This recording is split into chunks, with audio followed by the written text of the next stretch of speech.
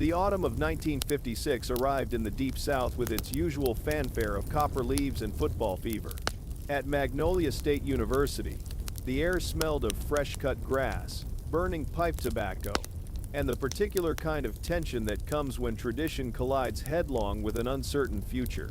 The campus sprawled across 500 manicured acres, all white columns and red brick, moss-draped oaks, and perfectly maintained hedges that had witnessed a century of sameness. But this September, something unprecedented was about to unfold beneath those ancient trees. President Harrison Bradford stood in his mahogany-paneled office on the third floor of the administration building, staring down at the football practice fields where the Magnolia State Generals were running drills. Bradford was a tall man in his 60s, silver-haired and distinguished, wearing a tailored gray suit that spoke of old money and older values. His office walls displayed generations of team photographs, all those young white faces frozen in time, champions and near champions stretching back to the 1890s. But Bradford was a practical man, more practical than most of his contemporaries cared to admit. He understood that the world was changing, whether the South wanted it to or not. The Supreme Court had spoken 2 years prior, and the tremors were still spreading outward like cracks in ancient porcelain. The university's football program, once a source of regional pride, had suffered 3 consecutive losing seasons. Alumni donations were drying up. The stadium, which once thundered with 30,000 voices every Saturday, now echoed with empty seats and disappointed murmurs. Bradford needed a miracle, or at least something close to one. He needed Otto Marshall. Otto Marshall was not what Magnolia State University expected, but he was exactly what they needed. At 42 years old, Marshall had earned his reputation coaching at historically black colleges across the South, turning struggling programs into championship contenders with nothing but discipline, innovation, and an almost prophetic understanding of the game. He was a bear of a man, 6'3" with broad shoulders and strong hands that had worked cotton fields as a boy before football became his salvation. His face was weathered and handsome, with deep-set eyes that seemed to see through pretense and excuses. He spoke with a gentle authority that made men twice his size want to please him, and he carried himself with a quiet dignity that unnerved those who expected subservience.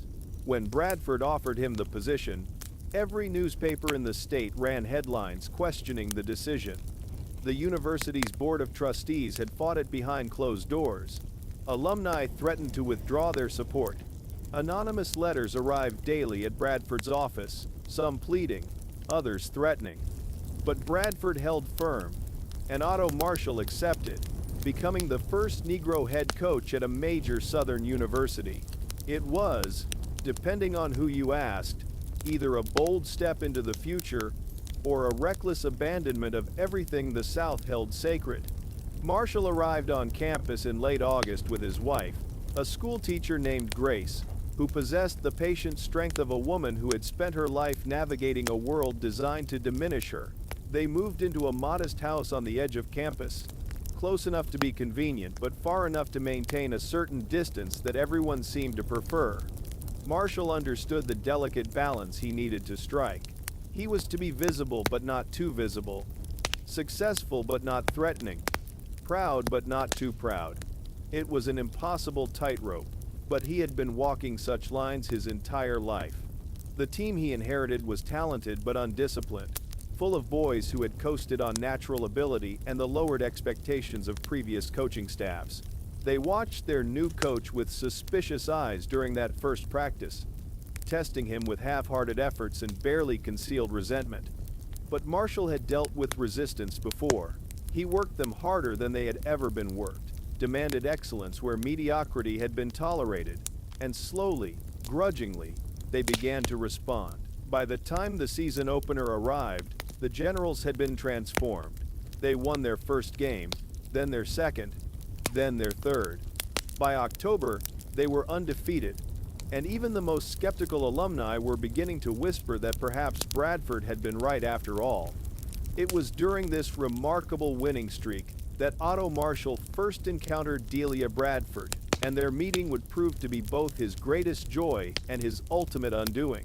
Delia was 28 years old, unmarried by choice rather than circumstance, a rarity in the South of 1956. She possessed the kind of beauty that belonged in magazines. Golden hair that caught sunlight like spun silk, blue eyes, the color of October sky, and a graceful carriage that spoke of finishing schools and cotillion balls. But beneath that Southern belle exterior lived a mind as sharp as a razor and a spirit that chafed against the limitations society imposed upon women of her station. She taught English literature at the university, one of only 3 female professors on a faculty of 60 men. Her classroom in the Humanities building was a sanctuary of learning where she guided young minds through Shakespeare and Chaucer, Whitman and Frost, challenging them to think beyond the narrow confines of their upbringing. Students adored her for her wit and intelligence, though some of the older faculty members whispered that President Bradford's daughter was becoming too independent for her own good, too educated for a woman who should have been married with children by now. The first time Delia saw Otto Marshall, he was standing on the sidelines during practice, his commanding presence evident even from a distance. She had been walking across campus after her afternoon seminar, her arms full of student papers, when something about the way he moved, the way the players responded to his quiet authority, made her pause beneath the shade of a sprawling magnolia tree. She watched as he demonstrated a play, his movements still fluid and powerful despite his years, and found herself intrigued by this man who had become the center of so much campus controversy. Their first conversation occurred quite by accident at the university library. Marshall had come seeking books on military strategy, believing that football and warfare shared common principles of tactics and psychology. He was studying a volume on General Patton's European campaigns when Delia approached, drawn by curiosity about what this remarkable man read in his spare time. Their discussion began with military history, but evolved into literature, philosophy, and the nature of leadership. Marshall spoke with an eloquence that surprised her, quoting Langston Hughes and Frederick Douglass with the same ease that other coaches quoted sports statistics. Delia found herself genuinely charmed by his intelligence and dignity, while Marshall discovered in her a kindred spirit who treated him as an equal rather than a curiosity. Meanwhile, in the shadows of these blossoming encounters, Ian Castor watched and seethed with growing resentment. Castor had been the defensive coordinator at Magnolia State for 8 years, a competent coach who had fully expected to be promoted to head coach when the position became available. He was a lean, sharp-featured man in his 30s, with prematurely gray hair and eyes the color of winter storms. His family had attended Magnolia State for 3 generations, and he possessed the kind of pedigree that should have guaranteed his advancement in the old order of things. But Otto Marshall's arrival had shattered those expectations, leaving Castor in the humiliating position of assistant to a man he considered his inferior in every way except coaching ability. The winning streak only made matters worse, as Castor watched Marshall receive credit and acclaim that should have been his. He endured the congratulatory handshakes and the newspaper interviews where Marshall was praised as a pioneer and a mastermind, all while Castor remained in the background, unrecognized and increasingly bitter. The situation became unbearable when Castor witnessed one of those library conversations between Marshall and Delia Bradford. He had come to research defensive formations when he spotted them at a corner table, their heads bent together over an open book, speaking in low, animated voices. The sight of a Negro man in intimate conversation with the university president's daughter struck Castor like a physical blow. In his mind, Marshall had not only stolen his rightful position but now dared to reach beyond his station toward a woman who represented everything pure and untouchable about Southern womanhood. That evening, Castor sat in his small apartment off campus, drinking bourbon and staring at newspaper clippings about the team's success. Each headline featuring Marshall's name was like salt in an open wound. As the whiskey warmed his blood and loosened his inhibitions, a terrible idea began to take shape in his mind. If he could not defeat Otto Marshall on the football field, perhaps he could destroy him in other ways.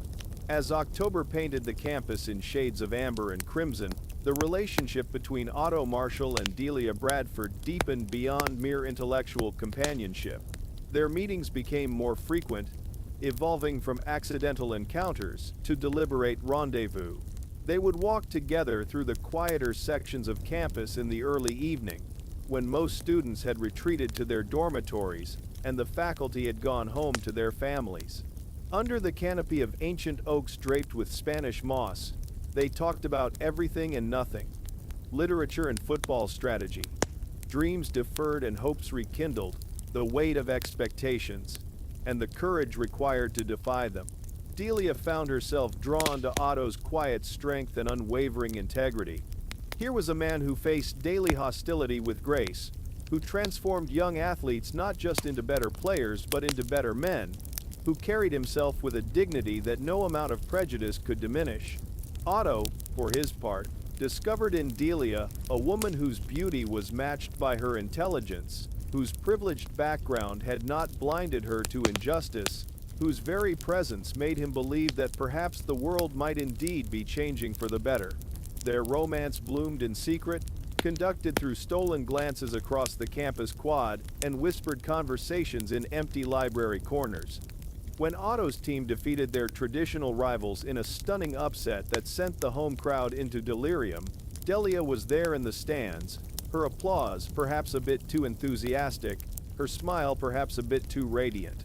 When she published an essay in the university literary magazine about the changing nature of Southern identity, Otto read it 3 times, recognizing in her words a kindred spirit wrestling with the complexities of progress in a resistant world. But secrets have a way of revealing themselves, especially in a place as insular as a university campus. Whispers began to circulate among the faculty and staff. Someone had seen Professor Bradford and Coach Marshall dining together at a small restaurant 20 miles outside of town. Another claimed to have witnessed them holding hands while walking through the off-campus botanical gardens. The rumors spread like wildfire through the conservative community, reaching the ears of trustees, alumni, and concerned citizens who viewed any suggestion of interracial romance as a direct assault on their way of life. Ian Castor heard these whispers and filed them away like ammunition in an arsenal. He began to cultivate relationships with the most traditionalist members of the university community, positioning himself as a voice of reason and stability. At faculty gatherings and alumni events, he would shake his head sadly when Marshall's name was mentioned, expressing concern about the direction things were heading and the need to preserve our values. He never said anything overtly inflammatory, but his implications were clear to those who shared his sentiments. President Bradford, meanwhile, found himself caught between his personal affection for his daughter and the mounting pressure from his constituents. He had backed Otto Marshall despite significant opposition, and the coach had delivered beyond his wildest expectations. The team was undefeated, ranked in the top 10 nationally, and generating more positive publicity for the university than it had seen in decades. But the rumors about his daughter threatened to undermine everything he had worked to achieve. One crisp November evening, Bradford called Delia to his office for a father-daughter conversation that had been postponing for weeks. The administration building was empty except for the night security guard, and Bradford's office felt cavernous in the lamplight. He poured himself a scotch and offered Delia tea, then sat behind his massive desk like a judge preparing to render a verdict. "I've heard talk, darling," he began carefully, his voice heavy with paternal concern. "Talk that troubles me greatly. People are saying things about you and Coach Marshall that, if true, could destroy both of your careers and quite possibly this entire integration experiment." Delia met her father's gaze with unwavering directness. "And what if the talk is true, Daddy? What if I've found happiness with a man whose character surpasses that of any white man I've ever known? What if the color of his skin matters less to me than the content of his heart?" Bradford closed his eyes and rubbed his temples. "Delia, honey, you know I respect Otto Marshall enormously. He's a fine man and a brilliant coach. But this is 1956 in Mississippi. Some changes come gradually, And some boundaries cannot be crossed without destroying everything we've worked to build. Outside the office windows, the campus lay peaceful under the starlight, but beneath that tranquil surface, forces were gathering that would soon tear apart the fragile progress of the past few months. Ian Castor was making his plans. The rumors were growing stronger, and Otto Marshall was about to face the greatest test of his life, one that had nothing to do with football and everything to do with the human heart's capacity for both love and destruction. November arrived with an unseasonable chill that settled over Magnolia State University like a harbinger of trouble. The football team remained undefeated, their success now a source of both pride and unease throughout the state. Otto Marshall's photograph appeared on the cover of Sports Illustrated, the first Negro coach to achieve such recognition, but the accompanying article sparked heated debates in barbershops and country clubs from Jackson to Mobile. Progress, it seemed, came with a price that not everyone was willing to pay. Ian Castor stood in the empty coach's office long after the rest of the staff had gone home, studying game film with an intensity that had nothing to do with defensive strategies. The flickering projector cast shadows across his sharp features as he watched Marshall diagram plays for the upcoming championship game. But Castor's mind was focused on a different kind of game entirely, one where the stakes were far higher than any football trophy. He had spent weeks carefully cultivating his reputation as a concerned colleague, someone who respected Marshall's coaching abilities while harboring understandable reservations about the rapid pace of change. At faculty mixers and booster club meetings, Castor positioned himself as the voice of measured caution, the man who asked the difficult questions that others were afraid to voice. His comments were always couched in terms of protecting the university and Marshall himself from potential backlash. "I admire Coach Marshall tremendously," Castor would say at these gatherings, his voice heavy with manufactured concern. "But I worry about the pressure being placed on his shoulders.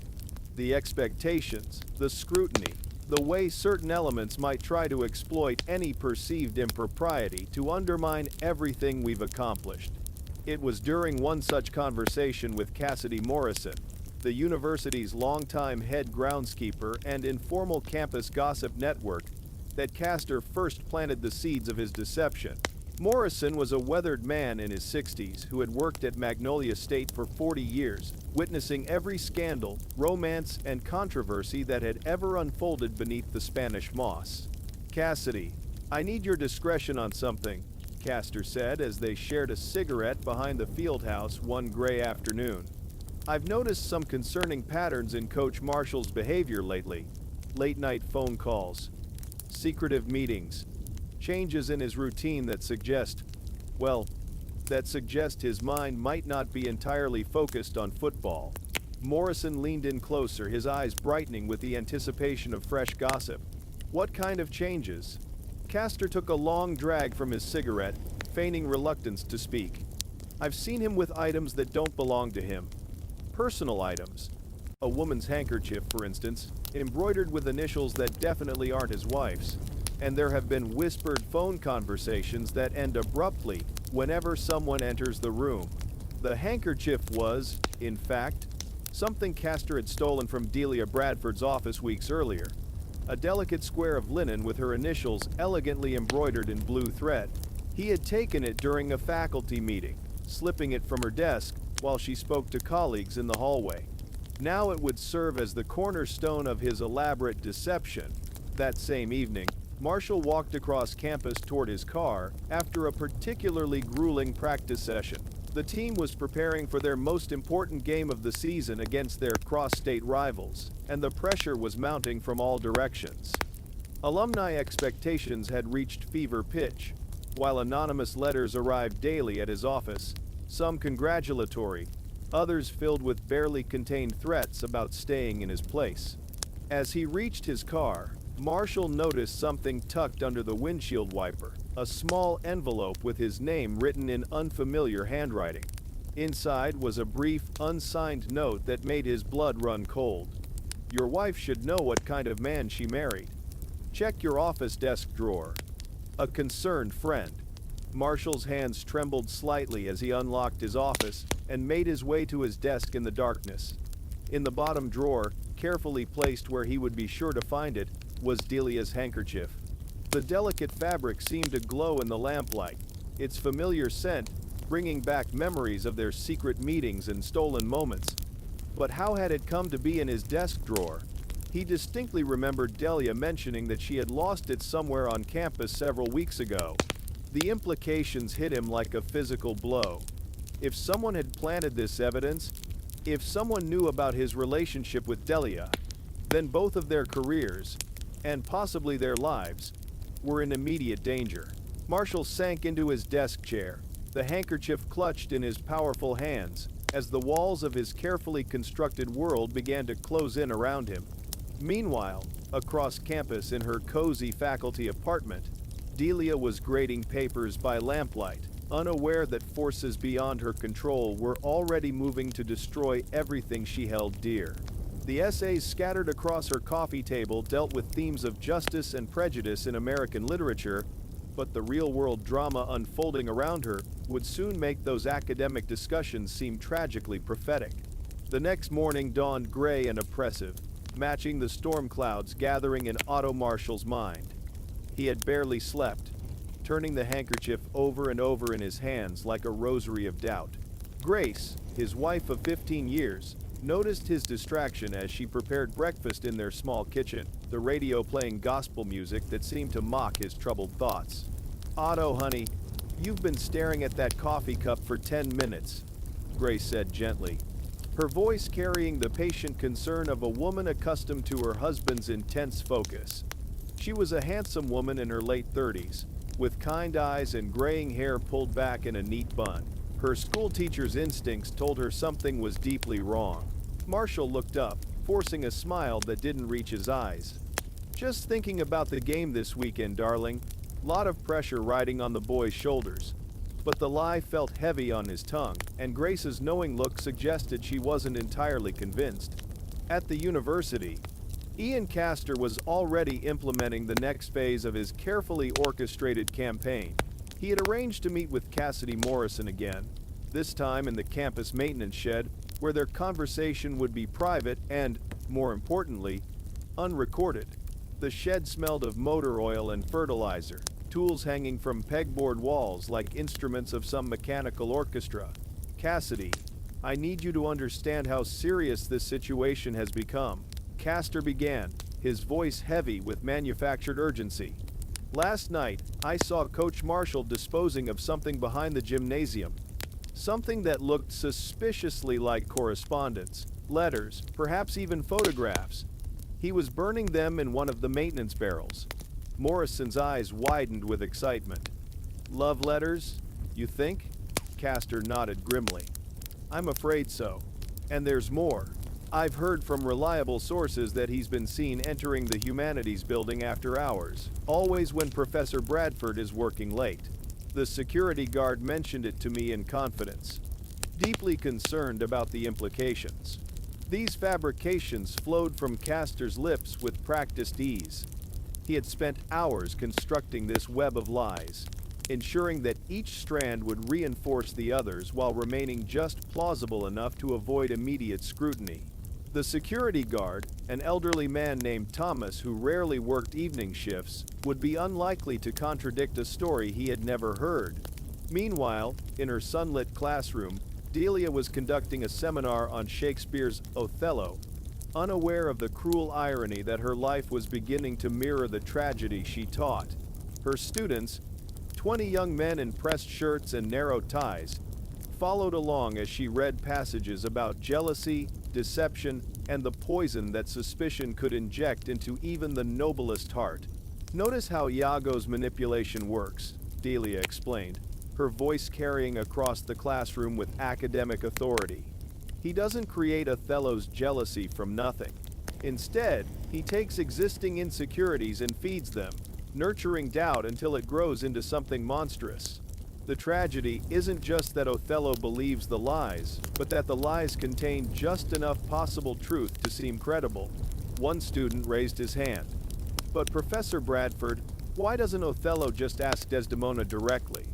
Wouldn't an honest conversation solve everything? Delia paused, looking out the window toward the football practice fields, where she could see Otto's distant figure directing drills. Because, Mr. Peterson, jealousy makes cowards of even the bravest men. It convinces us that the truth we fear is worse than the uncertainty we endure.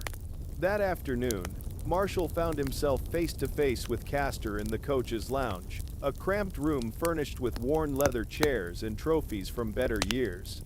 Castor had orchestrated this meeting with typical subtlety, mentioning casually that he had some concerns about team morale that needed private discussion. "Coach, I hope you don't mind me speaking freely," Castor began, settling into a chair across from Marshall's desk. "I've been hearing some troubling rumors around campus, and I thought you should be aware of them before they spread any further." Marshall's jaw tightened imperceptibly. "What kind of rumors, Ian?" Castor sighed heavily, as if reluctant to continue. "Well, sir, there's talk about you being seen in compromising situations. Late-night meetings with certain faculty members. The kind of talk that could undermine everything you've accomplished here."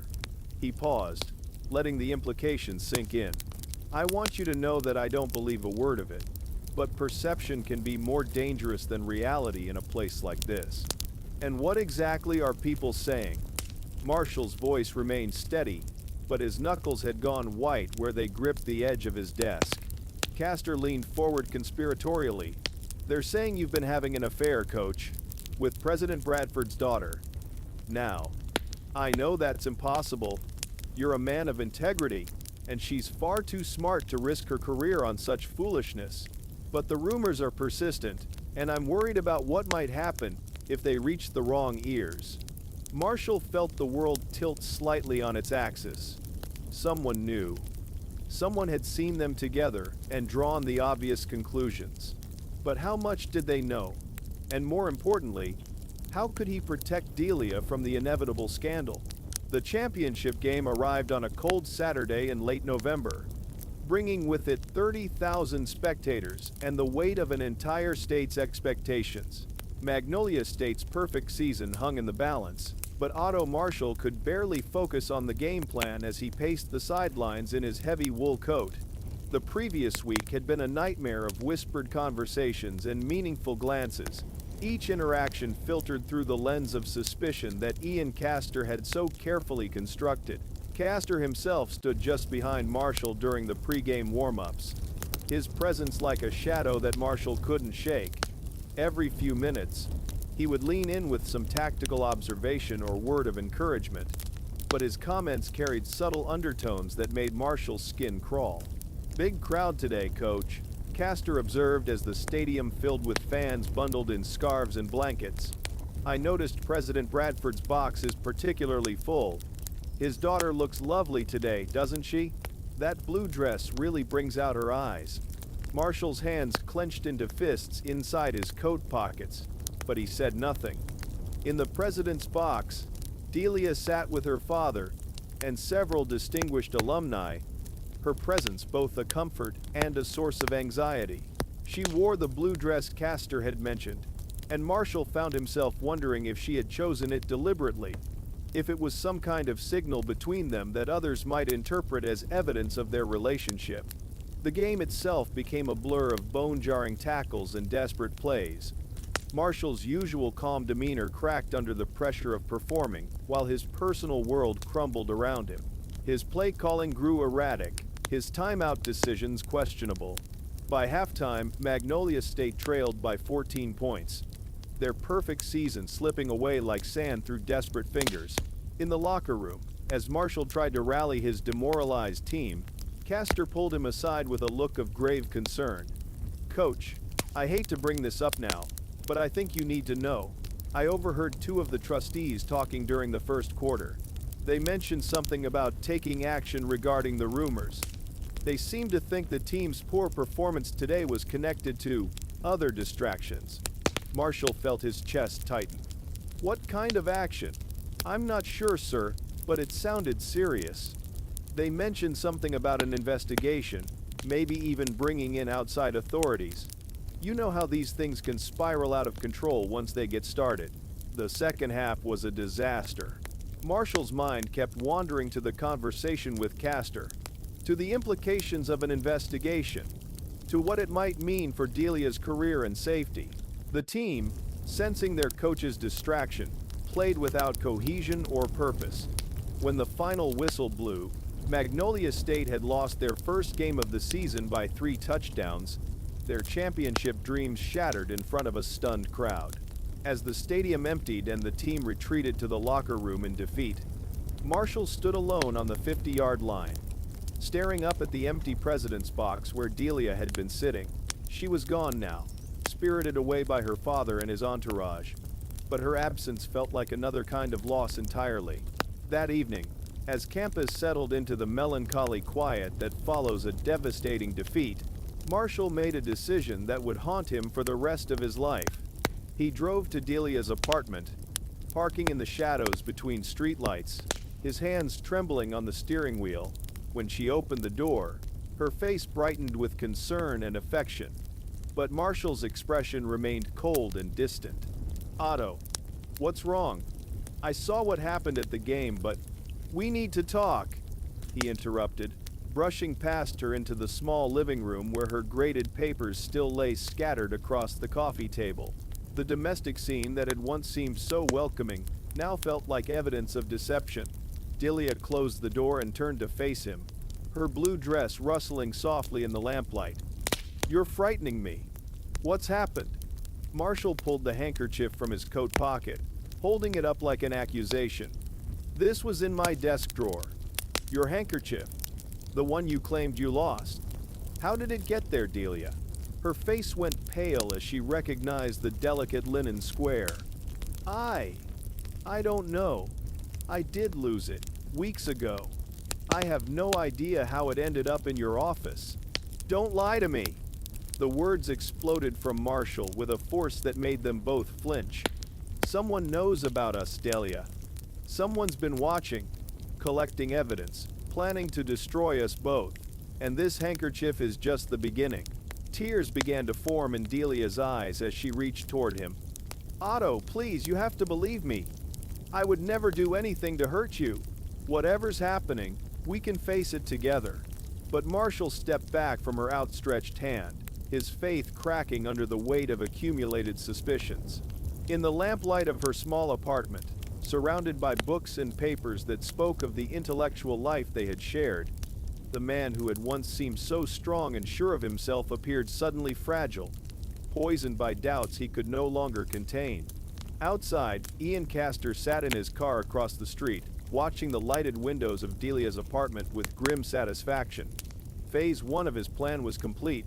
The seeds of destruction had been planted, watered with carefully crafted lies, and were now beginning to bloom into the kind of tragedy that would consume everyone in its path. The weeks following the championship defeat brought an oppressive atmosphere to Magnolia State University, as if the very air had grown thick with unspoken tensions and simmering resentments. The football season was over, but the real drama was just beginning.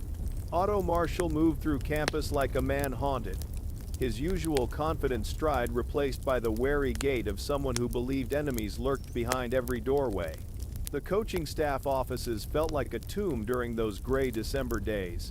Marshall would arrive before dawn and leave well after dark, throwing himself into recruiting and spring planning with an intensity that bordered on obsession.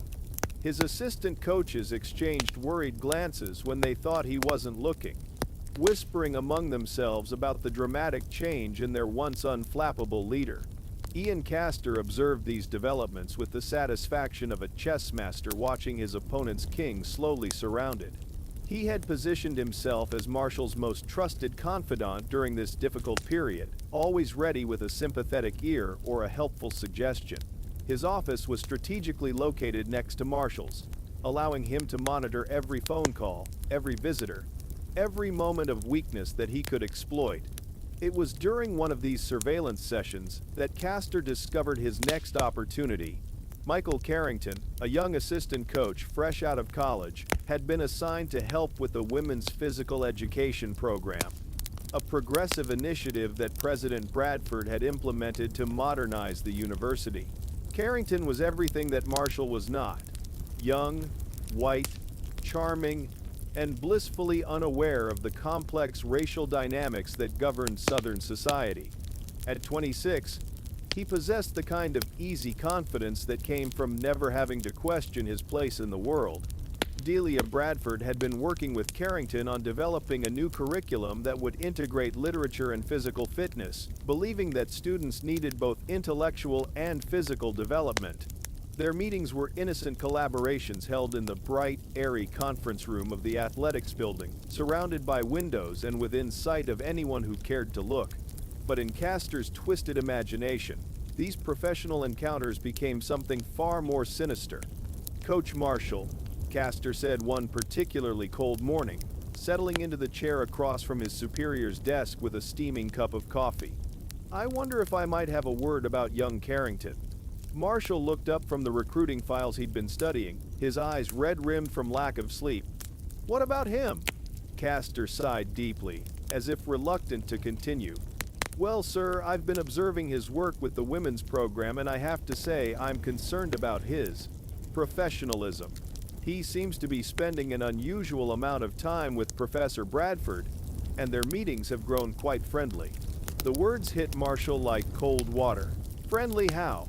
"Oh, I'm sure it's nothing inappropriate," Castor said quickly, his tone suggesting exactly the opposite.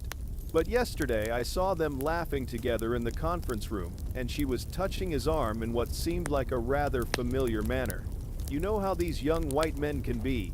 They assume certain liberties are theirs by right." Marshall's hands clenched into fists on his desktop.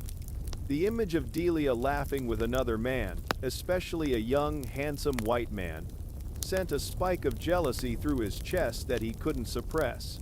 Had she grown tired of the complications their relationship brought? Had she decided that a conventional romance with someone like Carrington would be safer, easier, more socially acceptable? "I see them together quite often now," Castor continued, his voice carefully modulated to sound concerned rather than accusatory. "Always professional, of course, but there's something about the way she looks at him. It reminds me of the way women looked at you during your playing days, Coach. That kind of admiration that goes beyond mere professional respect." That afternoon, Marshall found himself lurking near the athletics building, watching through the conference room windows as Delia and Carrington worked on their curriculum plans. From his distant vantage point, their animated discussion looked like flirtation. When Carrington laughed at something Delia said, touching her shoulder briefly in response, Marshall felt his world tilt on its axis once again. Grace Marshall noticed the change in her husband immediately when he came home that evening. He barely touched his dinner, pushing the fried chicken and mashed potatoes around his plate while staring into the middle distance. When she asked about his day, his responses were curt and distracted. "Otto, honey, you're scaring me," Grace said finally, reaching across the small kitchen table to touch his hand. "You haven't been yourself for weeks now. What's eating at you?" Marshall looked at his wife. This good woman who had stood by him through every challenge, who had moved to Mississippi despite her fears, who deserved so much better than the deception he was living. The guilt crashed over him in waves, but it was quickly replaced by anger and suspicion. If Delia could betray him with a younger man, what else might she be hiding? What other secrets might be poisoning his life? "It's nothing, Grace," he lied, pulling his hand away from her touch. "Just work pressures. The administration has been asking questions about next season, but it wasn't nothing, and they both knew it. Something fundamental had shifted in Otto Marshall's world, some essential trust had been broken, and the man who had once faced down segregationists and skeptics with unwavering courage was now reduced to spying on shadows and jumping at whispers." January arrived with a bitter cold that seemed to seep into Otto Marshall's very bones. The spring semester brought new challenges and opportunities, but Marshall could focus on nothing beyond the consuming fire of jealousy that burned in his chest. He had taken to following Delia around campus, always at a distance, always finding excuses for his presence in the humanities building, or near the conference rooms where she met with Michael Carrington. What he saw during these covert observations only confirmed his worst fears. Delia and Carrington worked closely together, their heads bent over lesson plans and curriculum guides, their conversations animated and comfortable. To Marshall's suspicious eyes, every shared smile became evidence of betrayal, every casual touch a sign of intimacy. The rational part of his mind knew that professional collaboration required communication and cooperation, but that rational voice grew weaker with each passing day. Ian Castor fed this growing obsession with the skill of a master manipulator. He would appear at Marshall's office door with fresh reports, each one more damaging than the last. His lies grew more elaborate and specific, designed to cut deeply into Marshall's already wounded psyche. "I hate to be the bearer of bad news, Coach," Castor said during one of these visits, settling into his usual chair with a grave expression. "But I think you need to know what I overheard in the faculty lounge yesterday." Professor Bradford and young Carrington were discussing their private meetings. Her words, not mine. She mentioned something about finding time when certain complications wouldn't interfere. Marshall's coffee cup rattled against its saucer as his hands began to shake. "Certain complications? I assumed she meant you, sir." The implication seemed to be that your relationship had become burdensome. Too much scrutiny, too many risks. Castor paused, letting the poison sink in. She also mentioned something about Carrington understanding her in ways that others couldn't. Ways that were more natural. Again, her exact words. The fabrication was masterful in its cruelty. Castor had crafted it to strike at Marshall's deepest insecurities about his place in Southern society, about the fundamental impossibility of his relationship with Delia, about the assumption that she would ultimately choose safety over love. The lie contained just enough truth.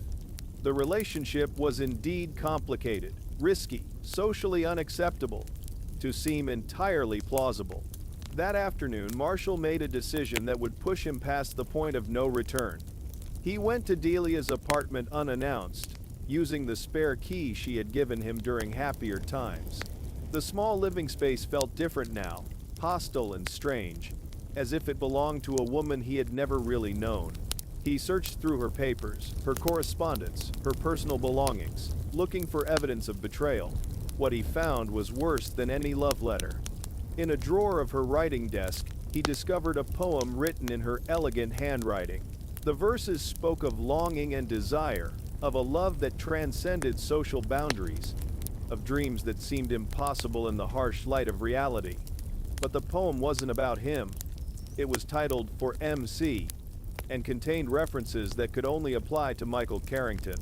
Lines about golden youth, and easy laughter, and the freedom to love without consequence. Marshall stood in Delia's bedroom, holding the poem with trembling hands, feeling his heart break into pieces. The woman he had risked everything for, the woman who had claimed to love him despite the obstacles, had been planning her escape all along. The young white coach represented everything Marshall could never be. Socially acceptable, professionally safe, unburdened by the weight of racial prejudice. When Delia returned that evening from a faculty dinner, she found Marshall sitting in her living room chair like a judge awaiting a defendant. The poem lay on the coffee table between them, an accusation that needed no words. "Otto, what are you doing here?" she asked, then saw the paper and went pale. "Where did you get that?" "Your desk drawer," he replied, his voice hollow and distant. "I think the question is, where did you get the inspiration? Or should I say, from whom?" Delia moved closer, her eyes fixed on the poem with growing horror. "Otto, you don't understand. This isn't what you think. I wrote that months ago, before I even knew Michael well. It was just creative writing, an exercise in imagining different lives." "Don't lie to me," Marshall roared, surging to his feet with such violence that Delia stumbled backward. "I've seen you together, Delia. I've watched you laugh with him, touch him, look at him the way you used to look at me. Did you think I was blind? Did you think I wouldn't notice?" Tears streamed down Delia's face as she reached toward him desperately. "Otto, please, you have to listen to me." There's nothing between Michael and me except professional collaboration. I love you, only you. Whatever you think you've seen, whatever you think you know, you're wrong. But Marshall's mind had closed to reason, poisoned by weeks of carefully planted suspicions and his own growing paranoia. In the lamplight of her apartment, surrounded by the books and papers that had once symbolized their intellectual connection, he saw only evidence of betrayal and deception. "I trusted you," he whispered, his voice breaking with anguish. "I risked everything for you, and you threw it away for a boy who could never love you the way I do." The confrontation in Delia's apartment stretched into the dark hours of the night, two hearts breaking in the suffocating silence between accusations and desperate denials. Marshall paced the small living room like a caged animal, his large frame seeming to fill the entire space, while Delia sat curled in her chair, her blue dress wrinkled and tear-stained, her golden hair disheveled from running her hands through it in desperation. "I've given you chance after chance to tell me the truth," Marshall said, his voice hoarse from hours of arguing. "The handkerchief in my office, the secret meetings, the poem. How much more evidence do I need before you'll stop lying to my face?" Delia looked up at him with red-rimmed eyes, her voice barely a whisper. "Otto, I swear on my mother's grave, I don't know how that handkerchief got in your office. Someone must have planted it there. And the poem? I wrote it last summer, before Michael even arrived on campus. It wasn't about him specifically, it was about longing, about imagining what it would be like to love someone without complications. Without complications like me, you mean?" Marshall spat bitterly. "Without the burden of loving a Negro man in Mississippi, without the social shame and professional risks, Michael Carrington represents everything I can never give you. Respectability, acceptance, a future without fear." The pain in his voice was so raw that Delia rose from her chair, crossing to him despite his obvious agitation. "That's not true. Otto, you're the strongest, most honorable man I've ever known. The color of your skin doesn't diminish that. It makes your accomplishments all the more remarkable. I've never wanted anyone but you." But Marshall stepped away from her touch, his paranoia now so complete that even her tears seemed like another form of deception. In his mind, Ian Castor's poisonous suggestions had taken root and grown into an unshakable conviction. Every loving word from Delia's lips now sounded like manipulation, every gesture of affection like calculated performance. "I saw you with him today," Marshall said, his voice growing dangerously quiet. "In the conference room, working on your precious curriculum. You were wearing the blue dress you wore to our first dinner together. Was that intentional, Delia? Were you trying to recreate our romance with a more suitable partner?" Delia's face crumpled with anguish. "Otto, no. This dress is just. It's my favorite dress.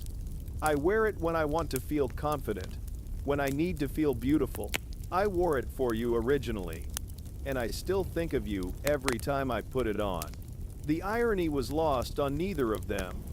This blue dress that had once symbolized the beginning of their love was now becoming evidence in its destruction. Marshall stared at her with eyes that no longer saw the woman who had risked everything to love him, but only the phantom betrayer that Castor's lies had created. Meanwhile, across campus, Ian Castor sat in his small apartment, cleaning his service revolver from his army days with methodical precision. He had orchestrated this confrontation perfectly, timing his revelations to coincide with Marshall's mounting professional pressures and personal insecurities. The championship loss had been an unexpected gift, providing the perfect backdrop of failure and disappointment against which to paint this portrait of romantic betrayal. Castor's plan was entering its final phase now. Tomorrow, he would make an anonymous call to the university administration, reporting disturbing sounds from Professor Bradford's apartment late at night. He would suggest that an investigation might be warranted. Given the ongoing rumors about her relationship with the football coach, the scandal would destroy both Marshall and Delia, clearing the way for Castor's own advancement while satisfying his deep need for revenge. Back in Delia's apartment, the argument had reached a crescendo of pain and misunderstanding. Marshall stood by the window, looking out at the dark campus where his brief moment of success and happiness was crumbling into ruins. Behind him, Delia wept quietly, no longer trying to reach him physically, but still hoping that words might break through the wall of suspicion that surrounded his heart. "I know someone is doing this to us, Otto," she said softly. "Someone wants to destroy what we have, wants to see us both fall. Can't you see that? Can't you see that by turning against each other, we're giving them exactly what they want?" Marshall turned from the window, his face a mask of anguish and determination. The man who had once commanded respect through quiet dignity now looked like a stranger to himself, consumed by jealousies and fears that he no longer recognized as foreign to his nature. "Maybe they're right to want it destroyed," he said, his voice breaking. "Maybe this was always doomed from the beginning. Maybe I was a fool to think that love could overcome everything that separates us." In that moment, in the lamplight of her small apartment, the tragedy was complete, even though the final act had yet to be written. Two people who had genuinely loved each other were being torn apart by lies and manipulations, their trust poisoned beyond repair by a villain who understood exactly how to weaponize their deepest fears against them. February arrived with an unseasonable warmth that felt ominous against the backdrop of Otto Marshall's deteriorating mental state. The spring football practice season should have been a time of renewal and preparation, but Marshall moved through his daily routines like a sleepwalker, his coaching becoming erratic and his behavior increasingly unpredictable. Players whispered among themselves about their coach's strange outbursts and distracted play calling during scrimmages.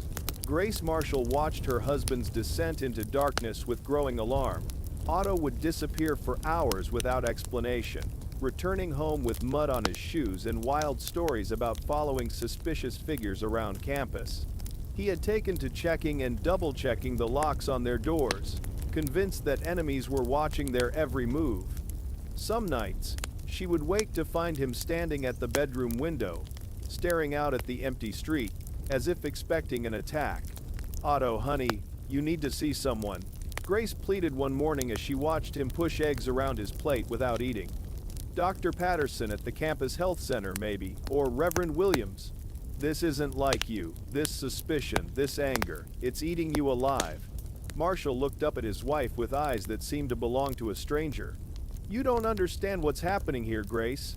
There are forces working against us, against everything we've built. I have to stay vigilant." But vigilance had become paranoia, and paranoia had become madness. Marshall had convinced himself that a vast conspiracy was unfolding around him, with Delia and Michael Carrington at its center.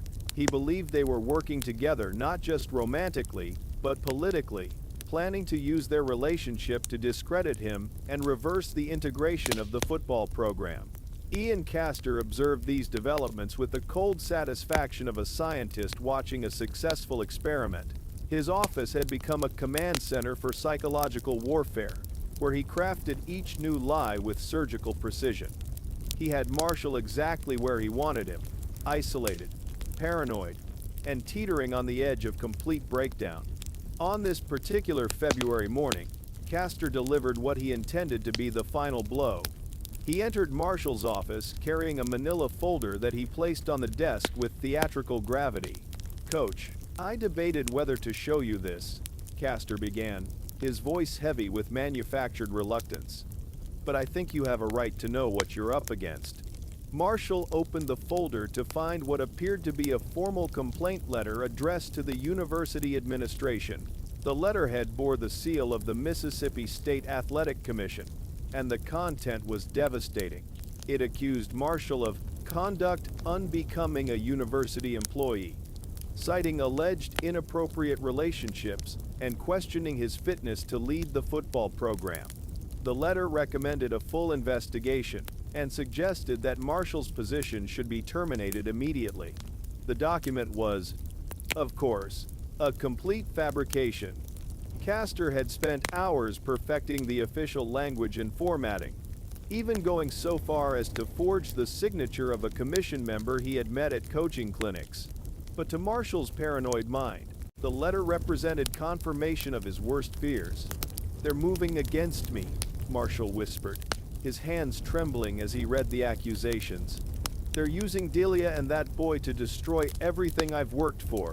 Castor leaned forward with ersatz concern. "Sir, I think the letter might be connected to some photographs that have been circulating among certain alumni. Pictures of you and Professor Bradford in compromising situations. I haven't seen them myself, but I've heard they're quite damaging." The photographs didn't exist, but Marshall's imagination filled in the blanks with horrifying clarity. In his mind's eye, he saw images of his secret meetings with Delia being distributed among the university's most conservative supporters, evidence of miscegenation that would not only destroy his career, but potentially put his life in danger. That afternoon, Marshall made a decision that sealed his fate.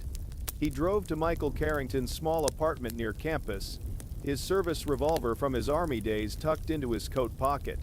The young assistant coach answered the door with a friendly smile that quickly faded when he saw Marshall's expression. "Coach Marshall?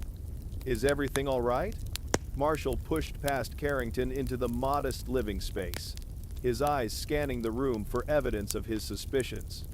What he found was worse than any love letter or photograph.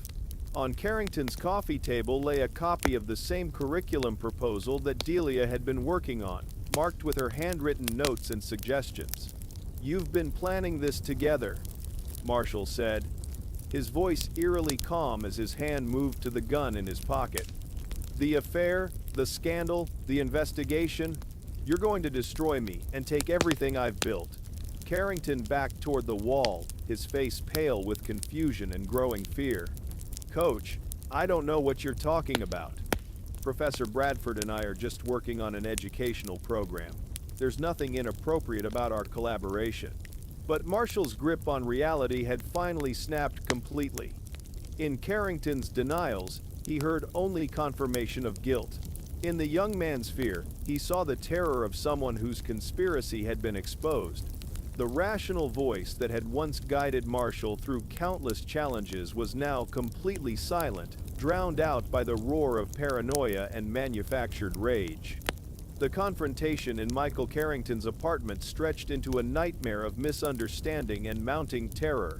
Marshall stood in the center of the small living room, his massive frame blocking the only exit, while Carrington pressed himself against the far wall like a trapped animal. The curriculum papers scattered across the coffee table seemed to mock both men. Innocent documents transformed into evidence of conspiracy in Marshall's fractured mind. "Please, Coach Marshall," Carrington whispered, his voice cracking with fear. "I don't know what you think is happening, but you're wrong. Professor Bradford and I are colleagues, nothing more. We're trying to help students, to build something positive for the university." Marshall's laugh was hollow and bitter. "Positive? You call destroying a black man's career positive? You call stealing his woman and his dignity positive?" His hand remained on the gun in his pocket, his finger tracing the cold metal trigger. "I've seen how she looks at you, boy. I've seen how you touch her. How you smile at each other like you're sharing some secret joke about the foolish Negro who thought he belonged in your world." Outside, the February afternoon was fading into evening, casting long shadows through Carrington's windows. The peaceful campus seemed oblivious to the drama unfolding in the small apartment. Students walking to dinner and evening classes, their laughter and conversation a stark contrast to the deadly tension building inside. Carrington tried a different approach, his voice becoming steadier as he appealed to Marshall's rational side. "Sir, you're a respected man, a successful coach. You've broken barriers, inspired people. Don't let whatever's troubling you destroy everything you've accomplished. Talk to Professor Bradford directly. Ask her about these concerns. I'm sure she can explain everything." But the suggestion only inflamed Marshall's paranoia further. In his twisted logic, any communication with Delia would only give her and Carrington more time to perfect their lies, to coordinate their stories, and destroy evidence of their betrayal. He saw conspiracy in every suggestion of reasonable discourse, manipulation in every attempt at calming dialogue. "She's already explained enough," Marshall snarled. "With her poetry about golden youth and easy laughter, with her secret meetings and stolen glances, with her handkerchief planted in my office like a calling card from her real lover. Carrington's face showed genuine confusion. Handkerchief? Sir, I truly don't understand what you're referring to. I've never given or received any personal items from Professor Bradford. Our relationship is purely professional. The young coach's honest bewilderment should have been enough to pierce through Marshall's delusions, but paranoia had armor against truth. Instead of seeing innocence, Marshall interpreted Carrington's confusion as sophisticated acting, the smooth lies of a man trained in deception. Meanwhile, across campus, Delia Bradford sat in her office grading papers, unaware that the man she loved was minutes away from committing an act that would destroy them all. She had spent the past weeks in her own kind of hell, watching Otto transform from the strong, dignified man she had fallen in love with into a stranger consumed by suspicions she couldn't understand or combat. Her attempts to reach him had been rebuffed with increasing hostility, until she had been forced to accept that something beyond her comprehension was tearing him apart. In his own office, Ian Castor cleaned up the last details of his masterpiece of manipulation. He had already placed an anonymous call to the campus security office, reporting raised voices and possible threats from Carrington's apartment. The security guards would arrive just in time to discover whatever tragedy Marshall's madness would produce, ensuring that the scandal would be complete and irreversible. Back in the apartment, Marshall pulled the gun from his pocket, its black metal gleaming dully in the lamplight. Carrington's eyes went wide with terror as he finally understood the true danger of his situation. "Coach, please," Carrington begged, his hands raised in a gesture of surrender. "Whatever you think I've done, whatever you believe has happened, killing me won't solve anything. It will only destroy your life and Professor Bradford's. Is that what you really want?" Marshall's hand trembled as he pointed the weapon at the young man's chest. The rational part of his mind screamed that this was wrong, that he was about to cross a line from which there could be no return. But that voice was drowned out by weeks of accumulated poison, by carefully planted lies and manufactured evidence, by the corrosive certainty that he had been betrayed by the woman he loved most in the world. "You took everything from me," Marshall whispered, tears streaming down his face. "My dignity, my career, my woman. You made me into a fool, a laughingstock. You destroyed the only happiness I've ever known." The gun shook in his hand as 2 years of progress, success, and love collapsed into this single moment of madness. Outside, car doors slammed as security guards responded to Castor's anonymous tip, their footsteps echoing in the hallway as they approached the apartment door. Time seemed to crystallize in that small apartment as Otto Marshall stood with the gun pointed at Michael Carrington's chest, 2 years of dreams and progress balanced on the edge of a trigger pull. The young coach pressed himself against the wall, his face pale with terror, while outside, the footsteps of security guards echoed closer in the hallway. "Coach, listen to me," Carrington pleaded, his voice barely a whisper. "If you do this, you'll be proving every racist who ever doubted you right. You'll be confirming every stereotype, destroying every bridge you've built. Is that the legacy you want to leave?" For a moment, Marshall's hand wavered. Through the fog of paranoia and manufactured rage, Carrington's words struck something deep in his soul. The part of him that had always fought to be better, to rise above the hatred and prejudice that sought to define him. But then he remembered the handkerchief, the poem, the secret meetings, and the fury returned with doubled force. Legacy? Marshall laughed bitterly. "My legacy was destroyed the moment she chose you over me. My legacy became a joke the second I was foolish enough to believe that love could conquer the color line." The sound of keys jingling in the hallway grew louder. Security was almost at the door. Whatever was going to happen would happen now, in these final seconds before the outside world intruded on this private hell that Ian Castor had so carefully constructed. Marshall's finger tightened on the trigger, but suddenly the apartment door burst open. 2 security guards rushed in, their own weapons drawn, shouting commands that seemed to come from another world. The lead guard, Sergeant Thompson, was a veteran who had seen Marshall coach, who respected the man even if he questioned the integration experiment. "Coach Marshall, drop the weapon. Drop it now." The sight of the uniformed officers seemed to shock Marshall back to partial awareness of his surroundings. He looked around the apartment as if seeing it for the first time. Carrington cowering against the wall, the curriculum papers scattered on the floor, the gun heavy in his trembling hand. What had he become? What had he almost done? I can't," Marshall stammered, the weapon still pointed at Carrington. "He took everything. She chose him. They destroyed me." Sergeant Thompson moved slowly closer, his voice gentle but firm. "Coach, I don't know what's happened here, but this isn't the way. You're a good man, a respected man. Don't throw your life away over something that can be talked through." But Marshall was beyond talking, beyond reasoning. The accumulated weight of weeks of paranoia and manipulation had crushed his ability to distinguish between reality and delusion. In his mind, he had already lost everything that mattered. His dignity, his career, his love. The gun in his hand represented not destruction, but justice. Not murder, but righteous retribution. The second security guard had circled around behind Marshall, and in the confusion of voices and movement, the inevitable happened. Someone shouted a warning, someone else moved too quickly, and the gun discharged with a sound like thunder in the small apartment. When the smoke cleared and the ringing in their ears faded, Michael Carrington lay motionless on the floor, blood spreading from beneath his still form.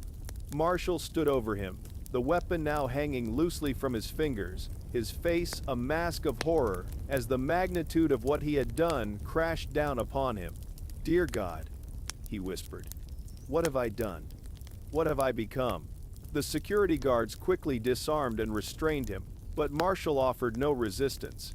He seemed to have aged a decade in the span of seconds, his shoulders sagging with the weight of irreversible tragedy.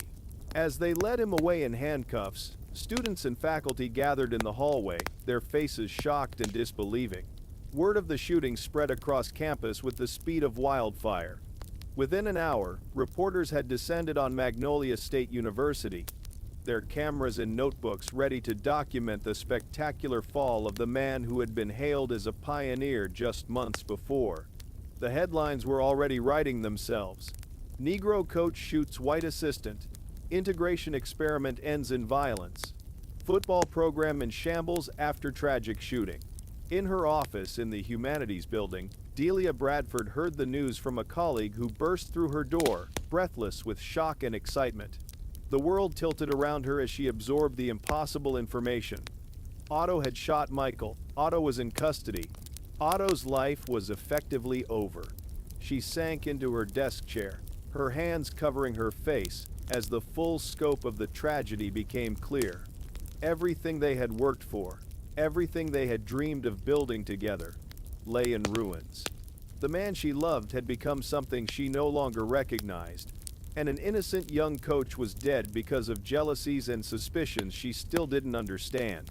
But somewhere across campus, in his small office in the athletics building, Ian Castor sat behind his desk with a satisfaction so complete it bordered on ecstasy. His plan had succeeded beyond his wildest expectations. Otto Marshall was destroyed, the integration experiment was in shambles, and the path was now clear for Castor's own advancement. The only remaining task was to console the grieving survivors and position himself as the steady hand needed to guide the program back to respectability. The aftermath of the shooting descended on Magnolia State University like a plague of locusts, consuming everything in its path. Within 24 hours, the campus that had once celebrated Otto Marshall as a pioneering hero was overrun with reporters, photographers, and curious onlookers drawn by the spectacle of a fallen giant. The national press seized on the story with voracious appetite. Here was everything they loved about Southern Gothic tragedy wrapped in the contemporary drama of racial integration gone wrong. Otto Marshall sat in a holding cell at the county jail, staring at his hands as if they belonged to someone else. The enormity of what he had done crashed over him in waves, each realization more devastating than the last. Michael Carrington was dead, an innocent young man whose only crime had been working alongside a woman Marshall loved. The shooting had been ruled justifiable by the security guards, who testified that they feared for Carrington's life. But Marshall knew the truth was far more complex and damning. Grace Marshall had aged a decade overnight. She sat in the jail's visiting room, her hands folded in her lap, trying to find words for a situation that defied comprehension. Her husband looked like a broken man, his powerful frame diminished by despair, his eyes hollow with the recognition of his own monstrosity. "Otto, honey, you have to tell me what happened," Grace whispered, her voice barely audible through the reinforced glass that separated them. "The man I married could never have done something like this. What drove you to such madness?" Marshall looked up at his wife, this good woman who had stood by him through every challenge, and tried to find words to explain the inexplicable. I believe she was betraying me with him. I saw evidence, Grace, proof that she preferred him to me, that they were working together to destroy everything I'd built."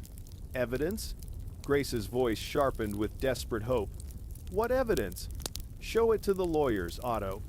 Maybe there's something that can help explain." "There was a handkerchief," Marshall said dully. "A poem. Meetings between them.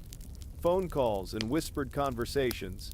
It all seemed so clear, so obvious." But even as he spoke the words, doubt began to creep into Marshall's voice. In the cold light of the jail cell, removed from the fever dream of paranoia that had consumed him, the evidence seemed thinner, less convincing. The handkerchief could have been planted by anyone. The poem might have been innocent. The meetings were, after all, official university business. Across campus, in the president's mansion where she had grown up, Delia Bradford sat in her childhood bedroom, unable to face the faculty apartment that held too many memories of Otto and their doomed romance. She had not slept since hearing the news, had barely eaten, could not stop her mind from replaying every conversation, every moment of Otto's increasing paranoia and jealousy. President Bradford stood in the doorway, watching his daughter with heartbroken eyes. The shooting had destroyed more than individual lives. It had set back the cause of integration by decades, confirming every prejudice and fear that conservatives had harbored about mixing the races. His own career was effectively over, his bold experiment in social progress now seen as catastrophic failure. "Delia, sweetheart, you need to eat something," he said gently. "You can't help Otto by destroying yourself." She looked up at her father with red-rimmed eyes. "I keep thinking I missed something, Daddy. Some sign, some warning that he was falling apart. He changed so completely, so suddenly. The Otto I fell in love with was incapable of violence, incapable of such jealous rage. People can be driven to madness, darling. The pressure he was under, the impossibility of your situation. It might have broken a lesser man much sooner." But Delia shook her head, her grief giving way to something sharper and more focused. "No, it wasn't just pressure. Someone fed his paranoia. Someone fed him information and suspicions that drove him over the edge. Otto might have been under stress, but he was never naturally suspicious. Someone made him that way." Meanwhile, Ian Castor was making his own plans for the future. He had already met with several key alumni and board members, positioning himself as the steady, experienced hand needed to guide the football program through this crisis. His performance was masterful, expressing appropriate grief for both Marshall and Carrington while subtly suggesting that he had seen warning signs that others had missed. "I tried to counsel Coach Marshall during those difficult weeks," Castor told the emergency board meeting convened to address the crisis. "I could see the strain was getting to him, but I never imagined it would lead to something like this. Perhaps if I had been more aggressive in my interventions." The board members nodded gravely, impressed by Castor's apparent prescience and his willingness to shoulder blame. Here was a man who understood the delicate politics of Southern collegiate athletics, someone who could be trusted to restore order and respectability to a program now tainted by scandal. But Castor's moment of triumph contained the seeds of his own destruction. In his eagerness to claim credit for predicting the tragedy, he revealed too much knowledge of Marshall's mental state, too much insight into the specific paranoid delusions that had driven the coach to murder. 3 days after the shooting, as Otto Marshall awaited trial in his jail cell and the university struggled to contain the spreading scandal, Delia Bradford made a discovery that would change everything. She had returned to her faculty apartment to collect some belongings, unable to bear staying in her childhood bedroom any longer. The small space felt like a mausoleum of lost dreams, but she needed to face it, to try to understand what had driven the man she loved to such desperate madness. As she packed her books and papers, Delia found herself drawn to the poem that had been such damning evidence in Otto's eyes, the verses titled "For MC" that had convinced him of her betrayal.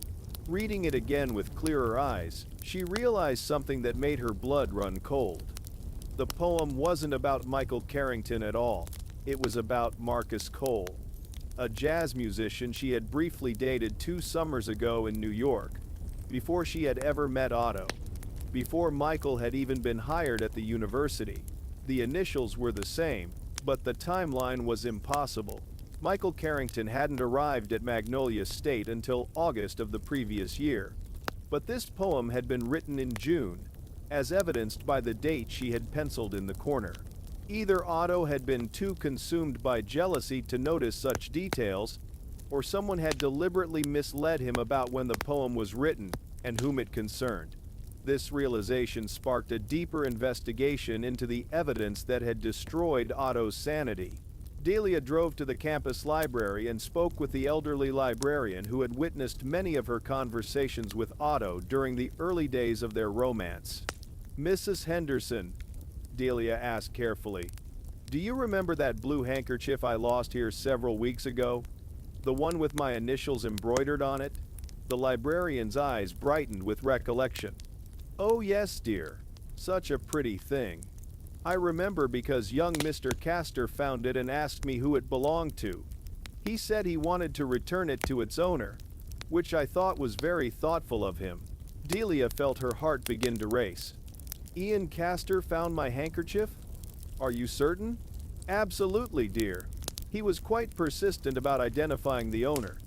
Asked several specific questions about your embroidery pattern and whether you came to the library regularly. I thought it odd at the time, but dismissed it as thoroughness." The pieces began falling into place with horrible clarity. Castor had found the handkerchief, learned it belonged to her, and then planted it in Otto's office as evidence of an affair. But why? What possible motivation could he have for destroying both their lives? Delia's next stop was the campus maintenance shed, where she found Cassidy Morrison cleaning equipment with the methodical precision of a man trying to avoid thinking about recent events.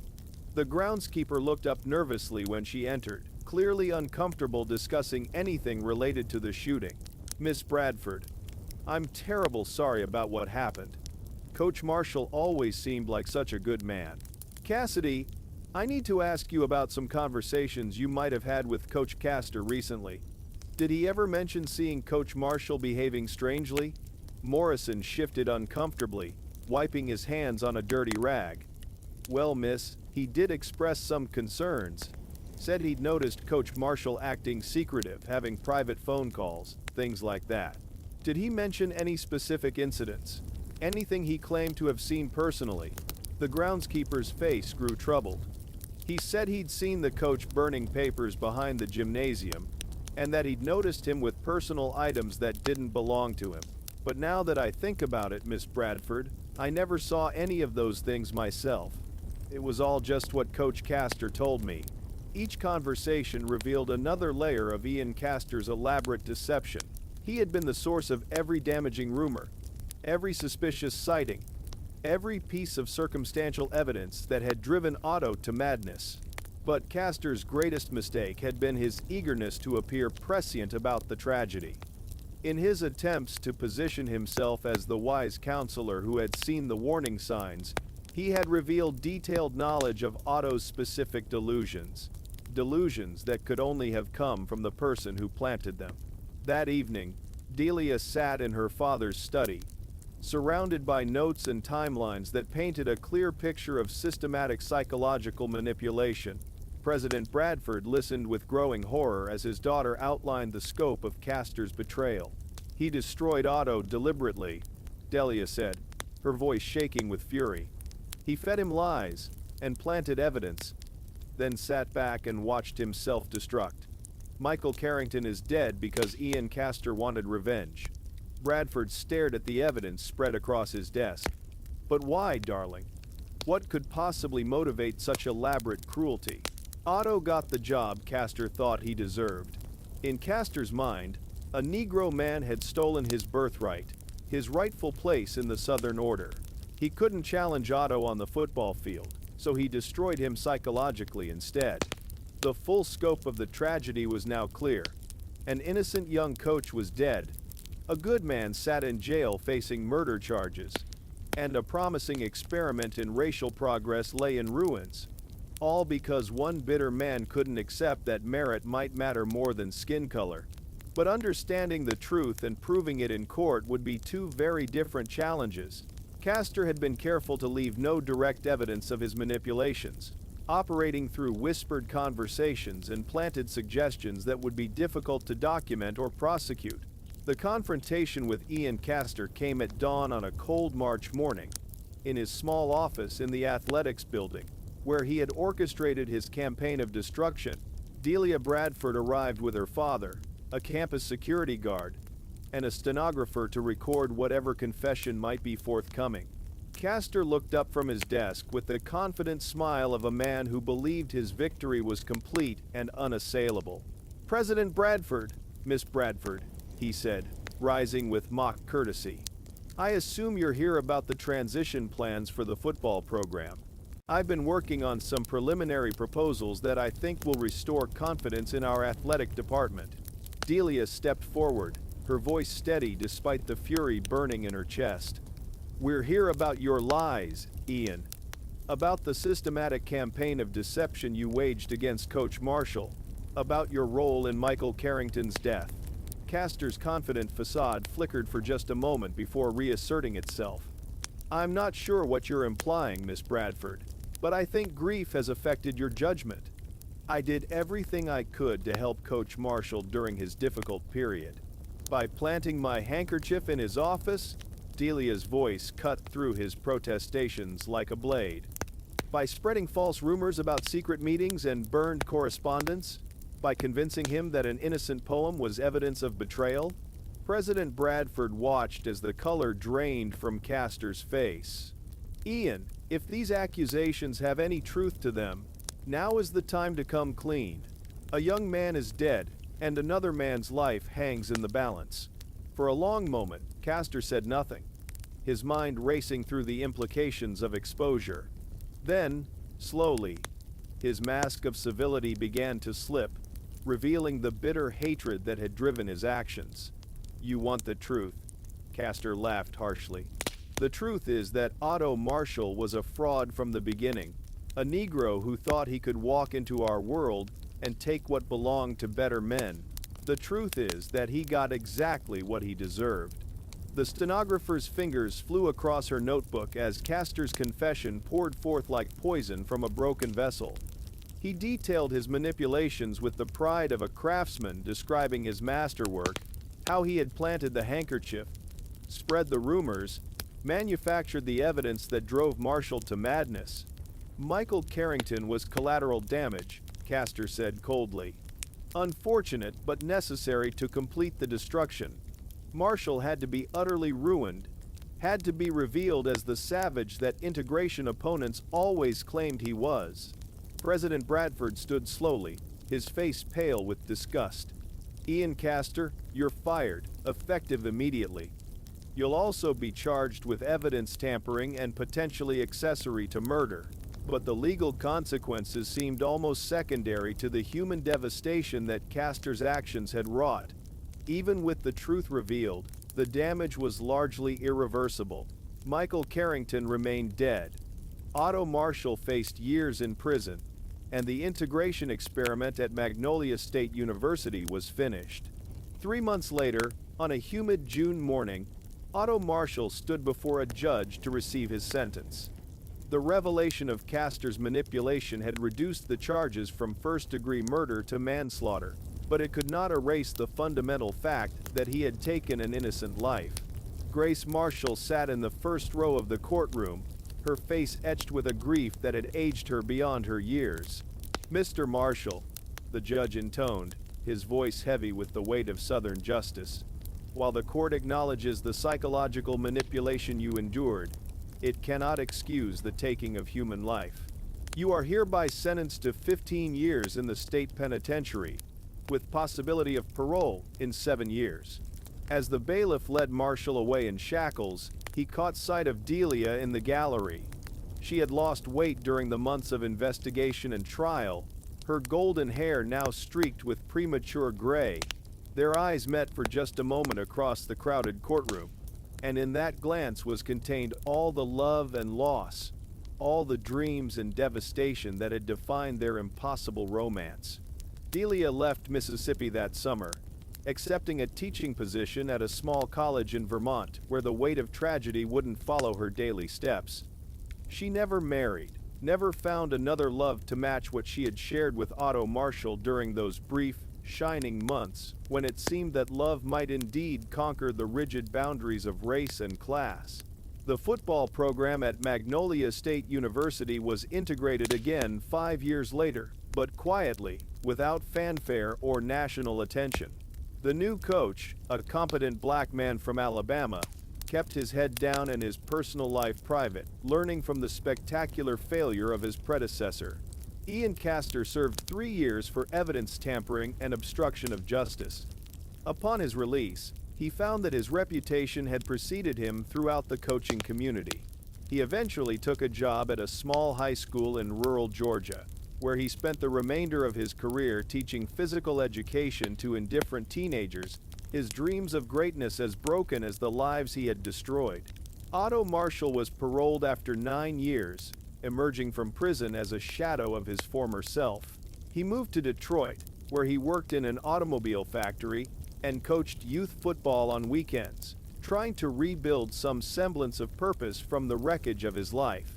He never saw Delia again, though he thought of her every day until his death from a heart attack at age 62. The tragedy at Magnolia State University became a cautionary tale, a reminder of how quickly progress could be undone by human weakness and calculated malice. In the end, it was not racial hatred that destroyed Otto Marshall, but something far more insidious, the poison of jealousy and manipulation that could turn even the strongest heart against itself, proving that the greatest enemy of love is often love itself, twisted by doubt into something monstrous and unrecognizable.